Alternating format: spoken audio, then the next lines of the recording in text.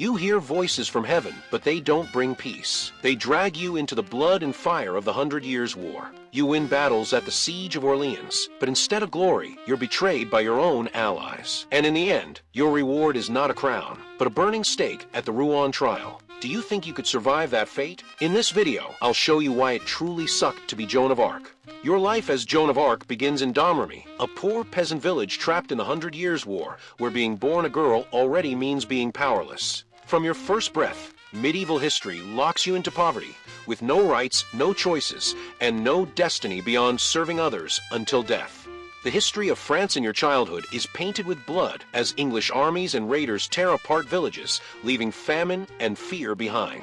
War defines your life. In the 100 Years' War, soldiers burn crops, loot homes, and make survival a cruel gamble, with hunger as your daily prayer. Villagers whisper that you're chosen, cursed, or possessed, proving early in your life as Joan of Arc that faith always comes mixed with fear.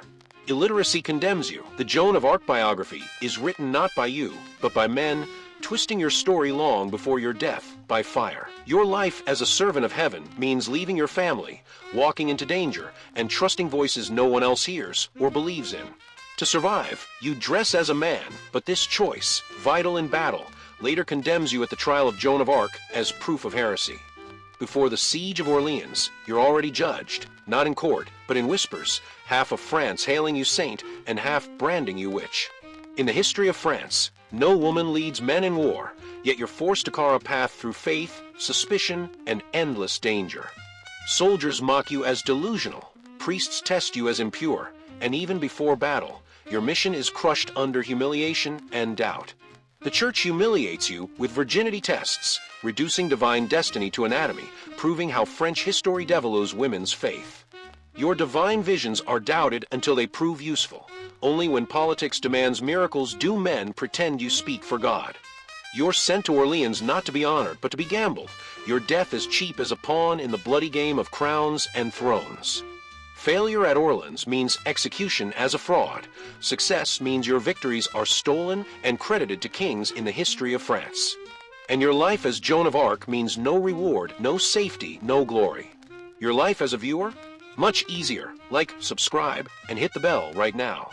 Instead, at the Siege of Orleans, you're bleeding on the battlefield, arrows ripping you apart while faith forces you forward.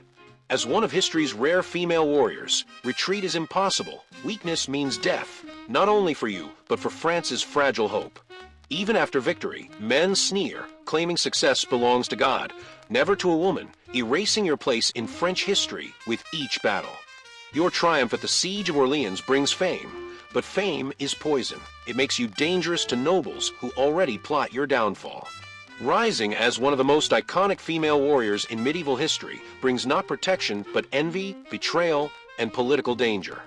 You crown Charles VII, but instead of loyalty, you receive silence. Your sacrifice erased, your service buried in the politics of kings.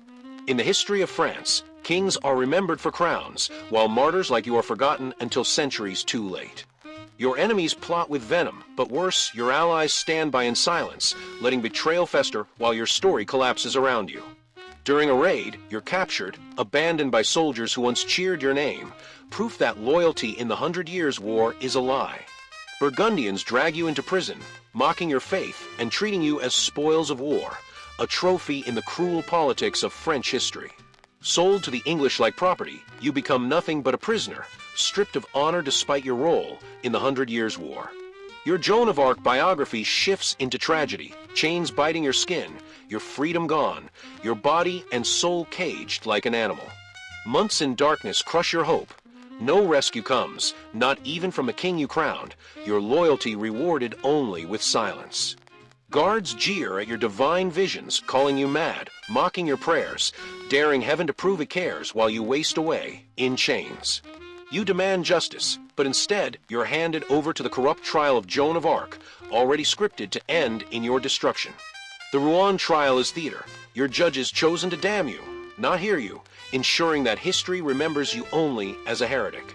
Every word you speak is twisted into heresy, each answer a noose, each defense proof that your faith is false in their eyes. Endless interrogations break your body and soul, proving that trials in medieval history are torture dressed in robes of religion.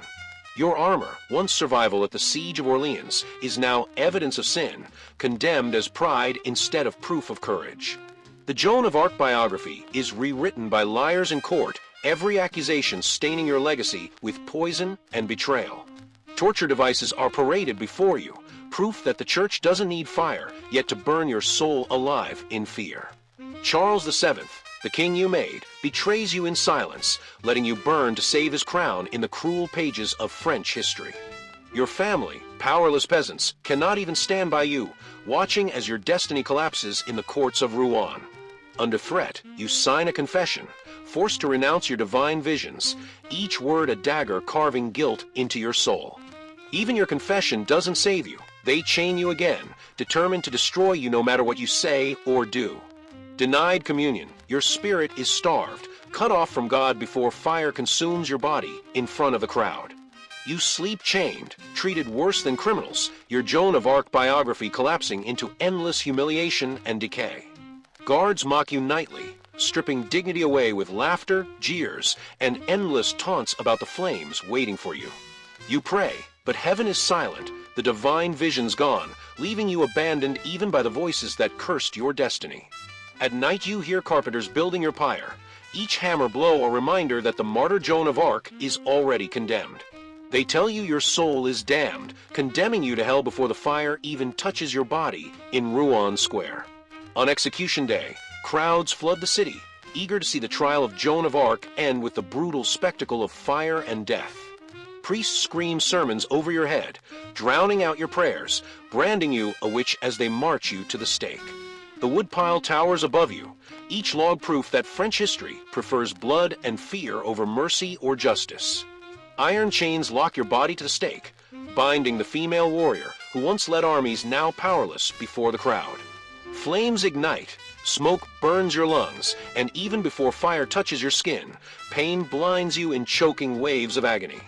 You scream Jesus' name as the flames rise, your last hope in a world where salvation feels cruelly silent.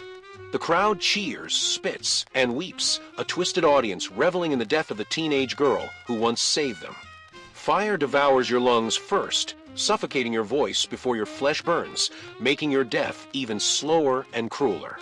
In death, the Joan of Arc biography ends not with honor but with ashes, condemned as a heretic and erased from glory. Only through canonization, centuries later, is Joan of Arc remembered as a saint in the history of France, far too late to save you. But tell me, who should we roast next? Drop your cursed candidate in the comments, and maybe their suffering becomes our next story.